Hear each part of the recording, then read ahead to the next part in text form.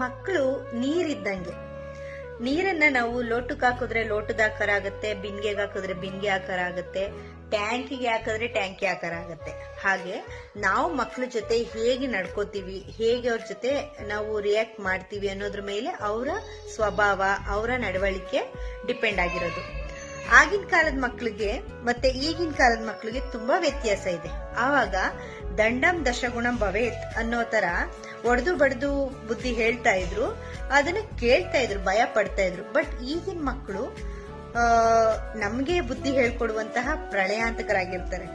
So ಮಕ್ಕಳ ಜೊತೆ ನಾವ್ ಯಾವಾಗ್ಲೂ ಸ್ನೇಹ, ಪ್ರೀತಿ, ವಿಶ್ವಾಸದಿಂದ ಮಾತಾಡ್ಬೇಕು. ಅವ್ರು ಏನೇ ಕೇಳಲಿ, ಎಂತದೇ ಸಂದರ್ಭದಲ್ಲಿ ಏನೇ ಕೇಳಿದ್ರು ಅದಕ್ಕೆ ನಾವು ಪ್ರೀತಿಯಿಂದ ನಗ್ನಗ್ತಾ ಉತ್ತರ ಕೊಡ್ಬೇಕು. ಅವ್ರನ್ನ ಫ್ರೆಂಡ್ಲಿಯಾಗಿ ಟ್ರೀಟ್ ಮಾಡ್ಬೇಕು. ಅವಾಗ ಅವರು ಕೂಡ ಅದನ್ನೇ ಕಲ್ತ್ಕೋತಾರೆ. ನಾವು ಫಸ್ಟೇ ನಾನು ಹೇಳ್ದಂಗೆ ಕೇಳಬೇಕು ಅನ್ನೋದಕ್ಕಿಂತ ನಾವು ಮಕ್ಕಳಲ್ಲಿ ಮಕ್ಕಳಾಗಿ ಅದಾದ್ಮೇಲೆ ಅವ್ರ ದಾರಿಗೆ ಹೋಗಿ ಆಮೇಲೆ ನಮ್ ದಾರಿಗೆ ಹೇಳ್ಕೋಬೇಕು. ಪುತ್ರ ಮಿತ್ರ ವದಾಚರೇತ್ ಅನ್ನೋ ಹಾಗೆ ಮಕ್ಕಳನ್ನ ನಾವು ಪ್ರೀತಿ ವಿಶ್ವಾಸದಿಂದ ಮಾತಾಡಿಸ್ಬೇಕು. ಯಾವಾಗ್ಲೂ ಅವ್ರ ಜೊತೆ ಪ್ರೀತಿ ವಿಶ್ವಾಸದಿಂದ. ಏನೋ ಅದು ಇಲ್ಲೇನೋ ಮಾತಾಡ್ತಾ ಇದೀನಿ, ಏನ್ ಅಷ್ಟೇ ಇಬ್ರು ನಗರಿಸಿ ನೀರ ಕುಡಿಸ್ತೀರ ಇಲ್ಲಿ. ಏನು ಒಳ್ಳೆ ತಲೆ ತಲೆ ತಿಂತೀರಪ್ಪ.